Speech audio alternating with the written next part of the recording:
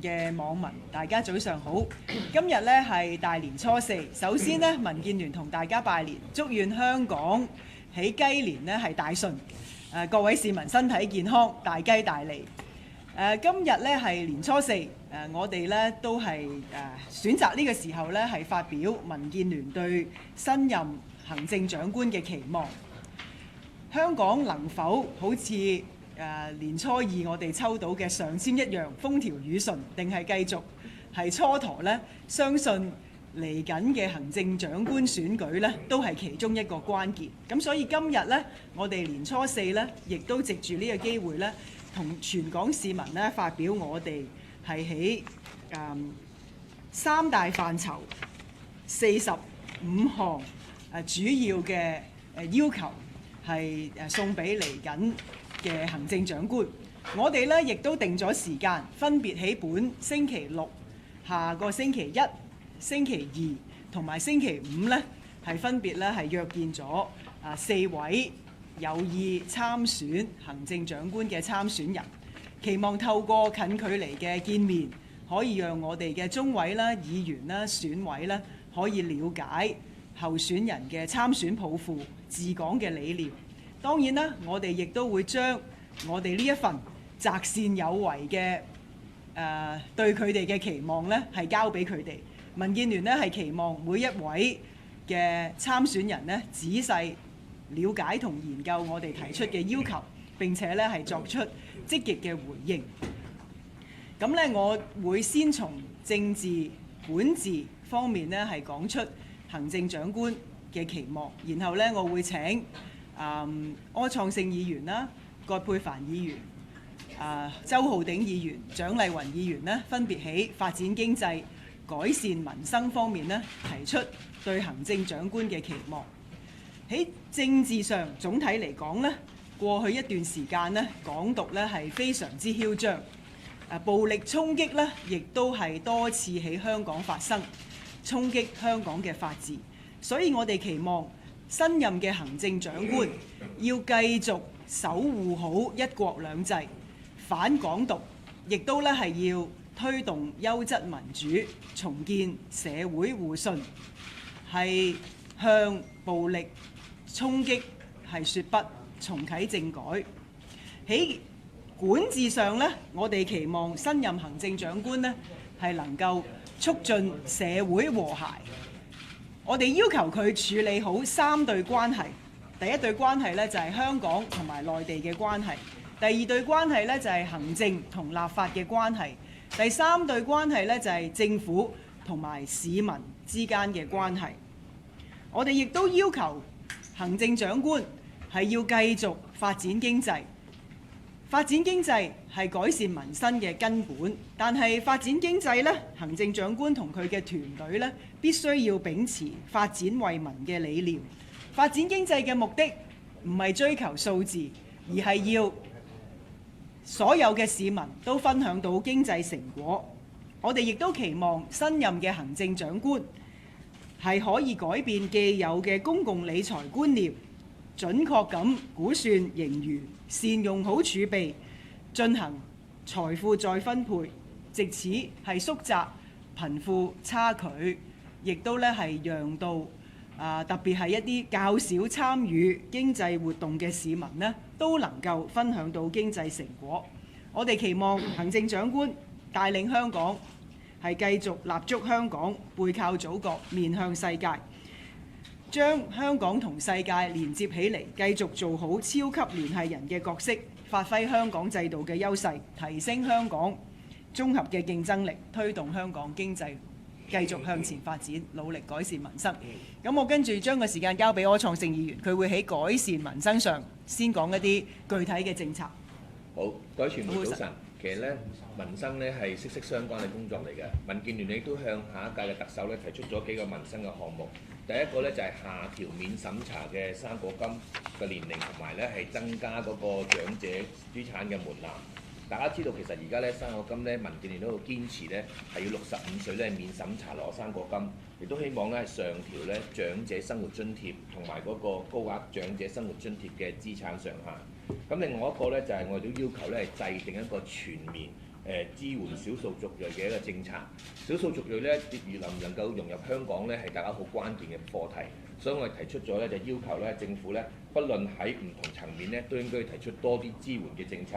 喺個語言嘅溝通啊、教育啊同埋生活方面咧，都要幫到啲少數族裔嘅。咁另外一點咧，講緊就係話公屋供應。我哋一見到咧，其實咧公屋咧係即係社會好關注嘅問題。咁所以我哋都要求咧下一任嘅特首咧係要確保公屋嘅興建量咧同3年上樓咧係要有掛鈎㗎。亦都咧協助咧香港永久性嘅居民咧係作為優先嘅置業考慮。呢一點咧都係相當之重要嘅。咁另外一個課題咧就係增建嗰個居屋同埋重推租置。我哋希望咧下一屆嘅行政長官咧能夠係特別咧係要去增加嗰個資助房屋供應。不論居屋好、綠置居好，咁啊更加要積極考慮咧係重推呢一個嘅租置計劃，讓我哋香港市民咧係安居樂業。咁另外一點咧就係成立咧社企二房東，增加短期嘅一個嘅房屋供應。呢個社企二房東咧，我哋期望緊咧係用一個叫做豁免補地價，鼓勵咧係未補地價嘅資助業主咧係可以係將佢嘅房東咧係俾啲社企去做一啲嘅租賃，幫到一啲咧係基層嘅市民。呢個概念咧都係一個新嘅諗法咧，係希望讓更加多基層市民咧係有居安之所㗎。咁另外咧都係講緊為基層住戶咧提供一個嘅租金津貼，希望做一個過渡性嘅安排。咁另外一點咧就係成立大廈維修管理局。其實如果我哋發覺到咧，就係好多大廈都面對緊啲維修嘅問題啦、圍標啊各樣嘢。咁我哋係邀請咧係屋宇署啊、廉政公署同埋市建局咧係應該有一個嘅專業嘅部門去幫我哋提供一啲意見嘅。咁最後一點咧就係檢討港鐵嘅票價呢個制度。咁我哋期望咧透過檢討呢個港鐵嘅票價咧，可以將個盈利指數咧係掛鈎。另外咧就將一啲嘅罰款啊、延誤咧都能夠係設立落喺個基金度，抵消咧係港鐵加價嘅情況㗎。咁我呢部分我就再交翻俾其他同事咧繼續講啦，好嘛？好啊，咁跟住葛珮帆議員繼續係民生政策方面嘅倡議。好啊，嗱，我呢部分咧就希望咧特別新嘅特首咧，希望佢特別重視呢個家庭嘅政策啦、扶老攜幼啦，亦都可以喺安老上邊啦、環保上邊啦、保護動物方面啦，同埋發展智慧城市方面咧，做得更加多嘅功夫㗎。詳細嘅我哋嘅建議咧，大家手上面都有，我就針對幾點重點咧講一講。咁咧就我哋希望咧新嘅特首咧十分之重視呢個家庭嘅價值嘅。咁我哋希望佢可以更加努力咁去推動呢個家庭友善嘅政策啦。其中咧，我哋希望咧可以落實將星期日以外嘅所有公眾假期咧定為有薪嘅法定假期。咁亦都希望咧就特首咧會鼓勵生育嘅。咁我哋覺得咧，而家有好多比較高齡嘅產婦咧，係需要增加資助生育嘅輔助嘅服務。咁咧亦都需要更加多嘅各區嘅托兒服務啦。亦都希望咧特首可以俾到除咗長者醫療券之外咧，亦都設立呢個兒童醫療券，咁減低父母嘅經濟嘅負擔。咁我哋亦都贊成咧延長而家嘅有薪產假，同埋延長男士有薪嘅侍產假嘅。咁我哋知道咧，而家咧幼兒教育咧，其中一個貴嘅原因咧，就係缺乏呢個校舍。咁所以我哋希望咧，政府可以提供校舍咧，落實資助幼兒教育嘅。咁喺安老方面咧，我哋建議咧，新嘅特首咧去設立100億嘅安老院舍嘅發展基金，可以全面咁去提升院舍嘅設施同埋服務。咁咧就醫療服務咧，亦都係我哋市民非常之關注嘅。而醫護人手不足咧係一個長期嘅問題。咁我哋希望咧新嘅政府咧，亦都有能力咧去落實擴充而家嗰個醫療嘅團隊，引入更加多嘅醫生護士。咁就另外我哋亦都留意到咧，有好多新來港移民嘅人士咧，其實咧而家有啲咧好想翻內地生活嘅。咁所以我哋希望新嘅特首咧研究設立內地新來港人士嘅返回機制，咁令到咧即係有需要嘅人士咧可以翻內地定居嘅。咁咧就環保方面咧，我哋非常之關注氣候變化嘅情況啦。咁知道政府咧就會有一系列嘅措施，咁我哋亦都期望新一屆嘅政府咧可以落實應對氣候變化嘅有關嘅策略嘅，尤其喺轉廢為能啦、使用再生能源方面咧，希望新嘅特首可以做得更加多。咁另外咧就我哋呢個特別關心呢個動物嘅福利同埋動物嘅保護，我哋一直都倡議咧就係設立呢個動物警察啦。咁同埋咧，我哋都希望政府咧認真咁樣去研究咧新嘅動物保護法嘅。咁智慧城市方面咧，雖然現屆嘅政府咧已經講咗話會推動，但係我哋都見到咧好多唔同嘅部門咧都各自為政，真係要推動整體嘅智慧城市嘅發展咧並唔容易嘅。咁所以咧，我哋希望咧新嘅特首會設立專責嘅部門去統籌同埋推動智慧城市，有權有責，先至可以真係推動到香港發展智慧城市，同埋一個更加智慧型嘅政府，去推動更加好嘅經濟同埋民生嘅政策。咁我呢部分係咁。好，唔該晒葛珮帆議員。然後我請周浩鼎議員講講發展經濟方面嘅政策倡議。大家好，新年快樂。咁關於經濟發展嘅方面咧，我哋有幾點希望下一屆特首可以做嘅。第一咧就係繼續優化競爭條例，引入直接嘅私人訴訟機制，可以協助一啲中小企咧更加快速咁可以討回公道啦，多一個渠道。咁另外咧就希望政府咧係能夠可以推動產業嘅多元化，特別咧係目前我哋了解到咧，政府已經探索緊係對於飛機租賃呢個產業喺香港嘅發展，同埋高增值嘅海運服務業咧喺香港嘅發展。咁我哋期望咧下一屆嘅行政長官咧都能夠可以喺呢啲方向度繼續做功夫嘅。咁另外一個方向咧，當然就係關於一帶一路方面啦，都希望政府下屆特首咧能夠繼續明確香港喺國家一帶一路嘅呢個發展上面嘅角色同埋咧發揮到香港呢個專業服務嘅平台嘅呢個工作嘅。咁另外咧，亦都係希望咧政府咧能夠咧係做多啲功夫咧，係輔助中小企嘅嗰個嘅協助佢哋做一個好啲嘅營商環境，係輔助中小企嗰個嘅企業嘅做嘅工作。咁喺呢方面咧，都係我哋希望推動政府、推動下屆嘅特首能夠就住經濟發展做嘅工作嚟嘅。唔該。好，跟住我請蔣麗芸議員都喺經濟發展同埋教育方面係講講一啲政策主張。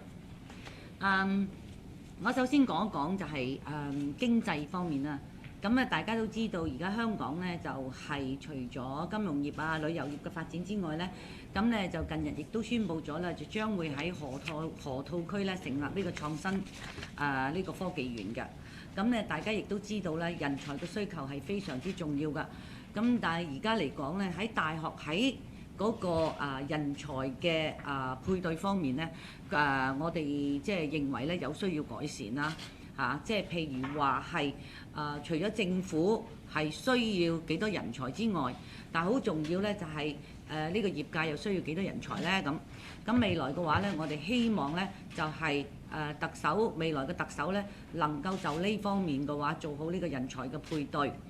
咁另外咧就係我哋亦都係希望咧就喺教育嘅系統方面咧，就整體咧能夠做啲檢討，因為我哋知道咧而家啲教育咧，即係好多時啲家長都講緊啲小朋友好悶啊，或者又唔夠多元化，唔夠互動性啊咁無可否認咧，而家教育嚟講咧，即係新一代嘅小朋友係聰明好多，佢哋亦都識得經常上去 Google 啊揾資料啊成啊咁樣，咁確實咧我哋需要咧要係引入係全面檢討，係咪仲係依然呢一套咁嘅類似咁嘅教育制度幾十年持之即係好似已經不變咁樣？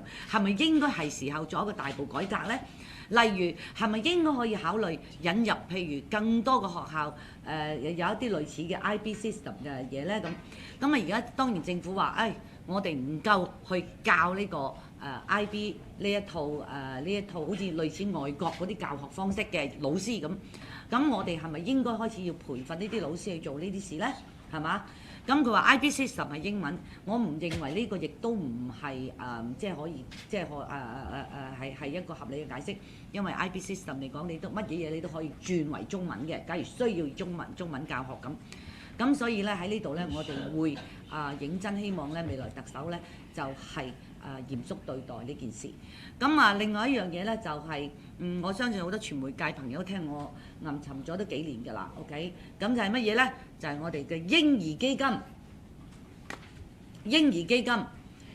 因為咧我哋咧就覺得而家好多時年青人所面對嘅咧就係話結咗婚嘅年輕夫婦咧就係、生唔生啊咁樣，自己層樓都未供，有啲嘢都未買啱嘛。咁我哋有仲要生下一代，咁下一代咪仲辛苦咁樣係嘛？咁或者咧就係、有啲年紀開始大㗎啦，諗緊退休嘅朋友啊，我哋剩翻嗰啲錢都唔知點搣過世係咪啊？咁咧就喺呢度嘅話咧，我哋咧就係正式希望未來特首咧係研究呢一個嬰兒基金㗎，因為嬰兒基金我哋認為咧每一個嬰兒誕生咗之後，我哋應該政府可以考慮喺政府嗰個盈餘之下，應該咧為每一個小朋友設立一個嬰兒基金，然後有盈餘嘅話咧係可以撥啲錢入去，咁而呢啲錢亦都可以慢慢累積。到小朋友長大嘅話 ，OK， 佢可以買樓攞出嚟買樓，或者佢唔需要買樓就可以等到日後即係佢出嚟做嘢啦，同強積金一齊合併。咁強積金之前呢個嬰兒基金呢，我哋認為呢應該由政府管理，保證回報，應該可以最好有高回報啦嚇。咁呢就希望呢就未來特首亦都係認真考慮要研究呢個嬰兒基金嚇。我嘅提議就係咁啦，其他就喺呢度詳細。好，唔該晒咁多位。Ladies and gentlemen, we are now sharing our expectation for the new chief executive. The theme is stand for what is right, strive for results. We expect that the new chief executive will defend one country, two systems, and fight against Hong Kong independence. He or she has to work for social harmony and promote mutual tolerance and understanding to the general public. He or she must improve the relationship between Hong Kong and the mainland. He or she will also have to improve the relationship between the legislature and both the executive and the general public, and implement a truly virtuous democracy. He or she should restart the political reform process, ensure social stability, and follow the traditions of the rule of law, and use their vision to proactively create a new path out of our current difficulties. We expect that when the new chief executive and the government plan to develop the economy, it must hold to the standard of development for the people and aim to raise their standard of living. We hope that the new chief executive could adjust his or her attitudes to our financial reserves and be ready to use the funds to reduce the gap between the rich and the poor. It should set up and prepare an accurate assessment of its earning and be especially ready to help those who are less participated in our economy and should share the fruits of development with the general public. We hope and expect that the new chief executive will ensure Hong Kong's economy by looking to the outside world and depending on our nation when needed, becoming the super connector between the world markets. We should proactively lean on Hong Kong's unique institutions and advantages, increase our overall competitiveness and press forward on economic development. 好啦，我哋嘅對行政長官嘅期望咧就簡單扼要啦，咁透過幾位議員都已經説明咗啦。咁跟住嘅時間就交俾大家，睇下大家有啲咩提問。好。我想問一問兩個範疇嘅問題，最主要想問翻咧，即係民建聯會唔會而家階段咧已經傾向會俾提名票俾邊一位參選人啦？即係會唔會捆綁咁樣將百幾票就俾嗰位候選人嘅參選人，同埋會幾時決定係即係俾邊一位咧？另外第二個範疇就係想問翻，因為即係喺呢份文件裏面咧都提到，即係話希望想促進兩地嘅互信，同埋即係基本法同埋一啲一國兩制嘅信心咁樣。但係因為其實而家再有一個事件，就懷疑有一啲香港友人咧俾一啲內地人帶走翻內地，擔唔擔心呢個事件咧會影響即係市民對一國兩制嗰個信心，同埋你哋自己點樣睇？會唔會話即係個通報機制會唔會都已經失效咁樣？唔該。頭先係咪仲有其他問題？呢兩個。係好啊，你哋咧？係。你頭先係咪舉咗手？係。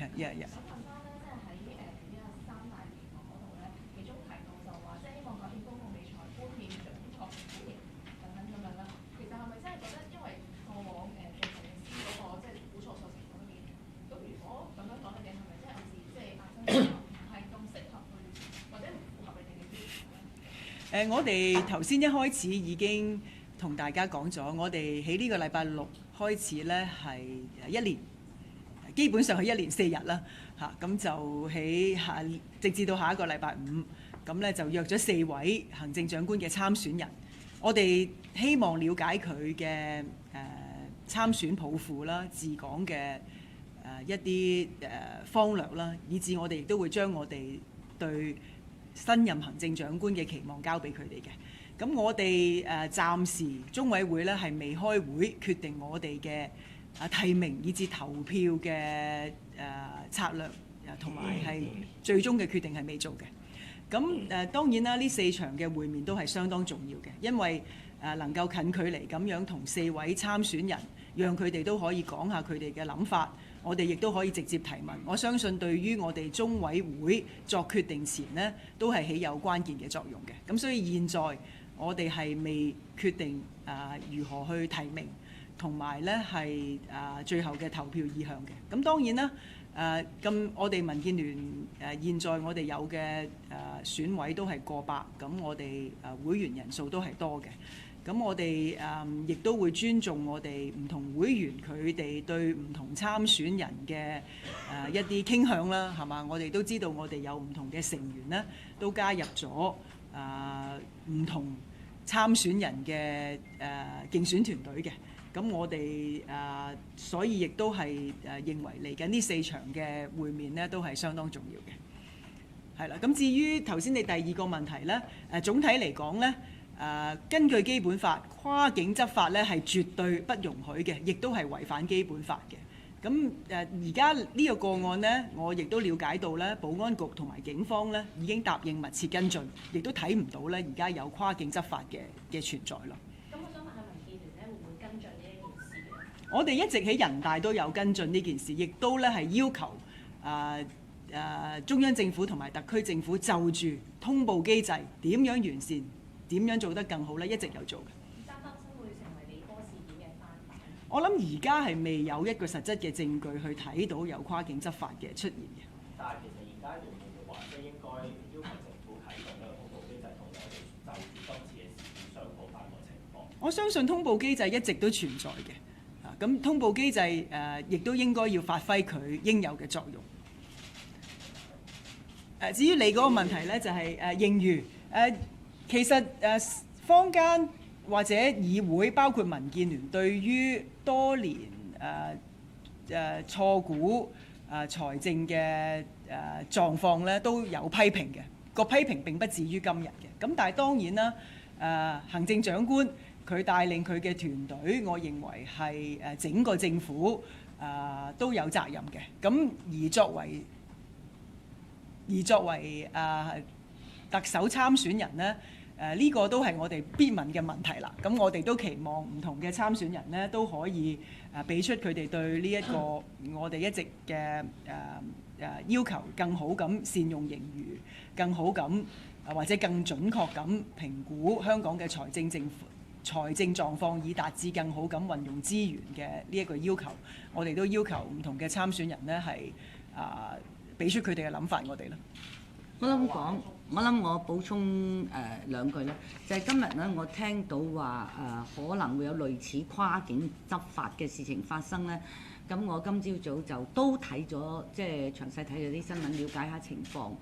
咁咧就係所述人士咧，好似係因為佢嘅而家就顯示咧，佢係正式有出境香港嘅記錄嘅。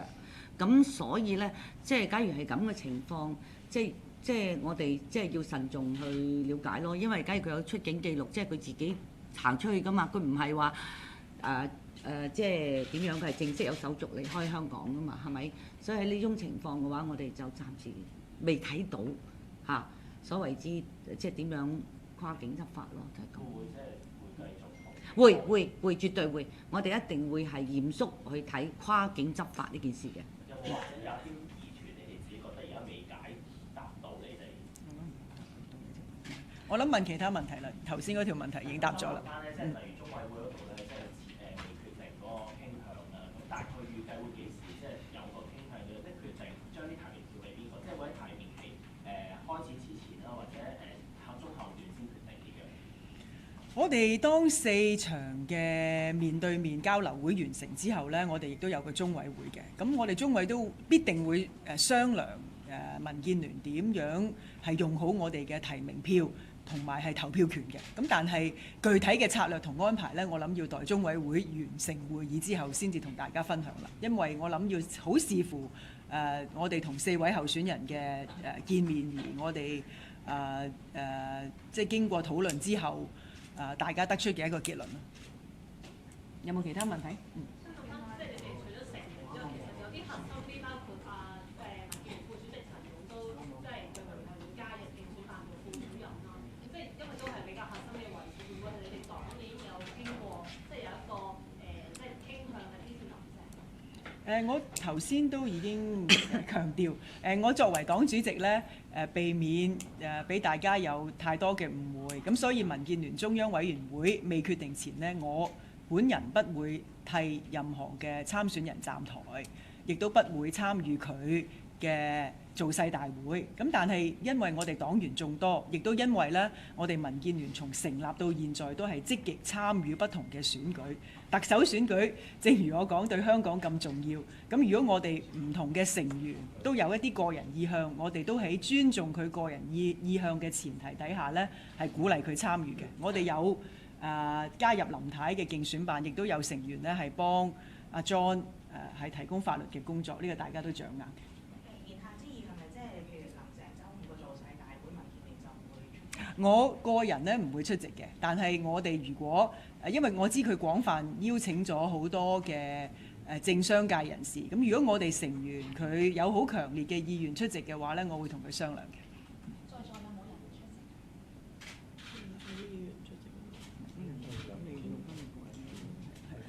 我上一屆呢，我都冇出席到任何嘅造勢大會，所以今一屆呢，我都依然唔會出席任何嘅造勢大會。Just from the past experience of all the 4 candidates or 4 contenders right now, which of the contenders do you think are more likely to be able to expect your expectations? I don't want to answer this question directly because otherwise it will be very it will be quite easily be misinterpreted. As I've mentioned, I think I have to wait until the decision made by the Central Committee. But I will respect members' intention. As I've mentioned, I think all of you may be aware that we have members who have joined different candidates' team. And also, will you ask contenders to consider and to work on reviewing the cross-border notification mechanism, as we see is another suspected? We have followed that through, and we will do that. We ask contenders to do that if they're The content, I think we are in a better position to do that. Yes, of course, if any one of them is elected as chief executive, of course, this is a very important matter.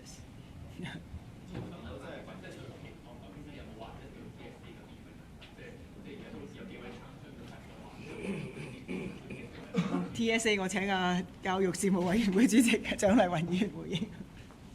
TSA 就取消咗，而家講緊係 BCA。我啱啱聽，你可唔可以講多次你嗰個問題？即係你呢個新特首嘅期望上面都冇特別着墨喺 TSA 或者 BCA，想問翻即係其實即係你哋個睇法到底係點？即係有幾位參選人 BCA 好太話，即係支持取消 BCA。而家就咁樣，而家其實咧 BCA 咧就即係政府嗰個而家仲喺度諮詢緊，咁而我哋會係2月下旬咧，咁我哋亦都會有一個呢個公聽會嘅。咁到時嚟講咧，我相信咧亦都會有一啲係曾經參與過呢個 BCA 嘅試嘅學校啦，同埋或者係有關嘅學者啦，佢哋比較了解多啲參與個研究嘅。咁我哋咧就都希望佢哋能夠出席。同廣大嘅家長或者學校解釋下，咁而家嘅 BCA 同過去嘅 TSA 有啲咩分別啦？咁而到最終嘅話咧，咁咧就幾時會如期推出？會唔會最後會推出？咁呢個咧，咁我哋都會聽教育，即係睇教育局嗰個消息如何啦嚇。想問下，而家民建聯有即係唔同人就加入即係唔同嘅競選辦咧，即係有人就覺得話好似係喺度分散投資啊、分散風險咁樣。邊呢？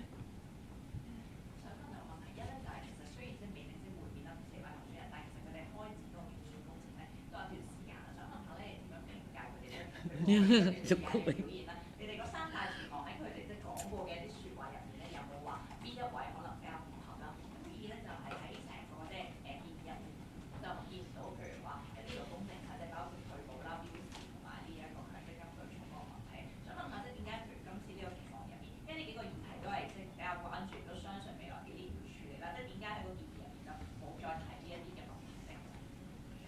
Sorry， 你提嗰個係兩邊正如我頭先講啦，特首選舉如果上次政改方案通過呢，其實應該係每個市民有一票嘅。咁今次冇辦法，一人有一票都係一個遺憾嚟嘅。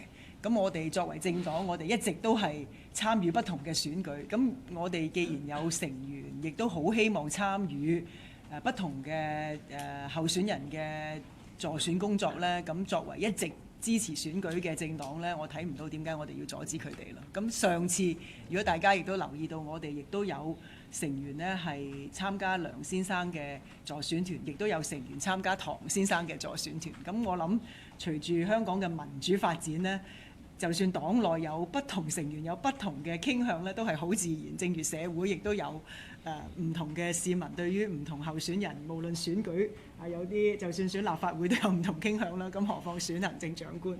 咁所以呢個係一個必然發展嘅事情。至於你話邊一位參選人對於我哋嘅期望係更加接近呢？我諗而家唔需要咁早講，因為我哋嚟緊會親自交俾佢哋，咁等佢哋有個積極回應。至於你頭先問到標準工時啦、對沖啦、同埋退保咧，其實標準工時退保啦同埋係對沖咧，我嘅理解咧，本屆政府係好積極嘅，佢希望喺嚟緊呢半年裏邊呢係揾到一個共識，亦都咧係有一個政策嘅倡議。咁當然作為民建聯，我哋一定會積極去同唔同嘅陣營去協調啦，希望都揾到一個雙方都較為接受嘅方案。咁所以我哋就冇擺入新任行政長官嘅期望裏邊啦。咁但係呢個問題，我相信嚟緊嘅時候，我哋都會積極參與。我想問翻咧，其實而家頭先即係李慧瓊你自己本身就唔會出席咁正我做世界會，但係在座有冇其他民建聯嘅成員，可能係立法會議員啦，或者係民建聯嘅副主席，唔知道到時會出席咧？但係唔知道，因為其實民建聯確實有幾多張選委我一直都尊重我哋嘅黨員，不如你去問佢哋邊位會出席咧。其實好多人都知道㗎啦。有冇機會同你已經交代咗？有嘅，不過我諗唔需要由我口中講啦，因為亦都未必係齊全。咁我諗大家到時就會見得到，好快就到2月3號㗎啦，係嘛？因為可能大家亦都仲喺度思考當中。咁就幾多張選委票，我哋係過100嘅。咁由於有部分嘅成員呢，佢嘅選委身份係因為佢界別嘅聯繫，咁所以我哋就一路會同佢接觸咯。咁佢投票意向當然會參考民建聯中委會嘅決定啦，但係亦都會考慮佢界別嘅意向。係嘛？大家有冇補充？我就因為嗰日2月3號咧，都立法會都有會議，咁所以咧我就都係留喺立法會，就未必會出席啦。咁不過咧就林鄭嗰邊個辦公室都有同我聯繫過，即係可能將來安排一下落區，即係協助佢可能落去大嶼山度睇下。咁日子係未定嘅，咁但係我都即係答應要幫佢安排一下呢個落區咁樣。好啊，有冇其他成員有補充？冇。好。不過我諗咧，最公道咧就係咧，我哋都要睇埋咧，即係所有參選者嘅政綱，因為而家嚟講咧，就我覺得亦都有啲口頭政綱，亦都有簡短政綱，有濃縮版政綱，有啲咧乜政綱都未見過。咁我覺得咧都應該係時候睇，俾我哋睇晒所有人啲政綱，同我哋民建聯嘅理念同埋有好多諗法嚇，即係做唔做到？我諗大家都應該知道咧，即係未來特首嗰份政綱咧，即係大家都會即係會追數噶嘛，係嘛嚇？即係未邊啲未交數啊？點樣啊？我哋都會跟住嗰份政綱，所以嗰份政綱你要做乜嘢，係咪同我哋市民所期望嘅接近呢？咁同我哋支持者所期望嘅接近呢？咁我哋呢一樣嘢，我哋會好嚴肅去睇佢哋嘅政綱，真係好嚴肅去睇佢哋政綱。我未有決定，我未有決定。最後我未有決定，我會最慎重考慮。我會再即係希望可以再接觸多啲幾位候選人，了解下佢哋整體嗰個施政理念同埋佢哋嘅政綱。咁就如果而家即係我而家淨係收到林鄭一位2月3號嘅邀請啦，其他就好似未收到任何其他嘅邀請，咁所以暫時我就未有決定會唔會出席。好啊，我都會最後喺立法會，係啦，冇錯。好啊，睇最後呢位小姐係嘛？係啦。其實民建聯就可能會同即係各位候選人見面啦，但係民建聯會睇到中聯辦都有幫林鄭拉票，當中有冇違法同埋有冇干預香港嘅政制？我哋民建聯就好清楚嘅，我哋嘅決定咧就係由中央委員會經過多次商討決定嘅。咁至於其他人佢決定嘅過程咧，我就唔再 comment 啦。睇到即係知一個中聯辦幫林鄭拉票。我諗中聯辦佢喺我哋喺唔同場合有同佢溝通嘅，咁佢有時都會就住香港唔同嘅情況同我哋交換意見。咁我哋都會有同佢交換意見啦。咁我唔知咁樣你哋覺得算唔算拉票啦？總之我哋嘅決定咧就好清楚啦。我哋就係中央委員會決定，咁我哋就會按住中央委員會嘅決定咧，就係去落實我哋嘅提名啦，同埋投票策略啦。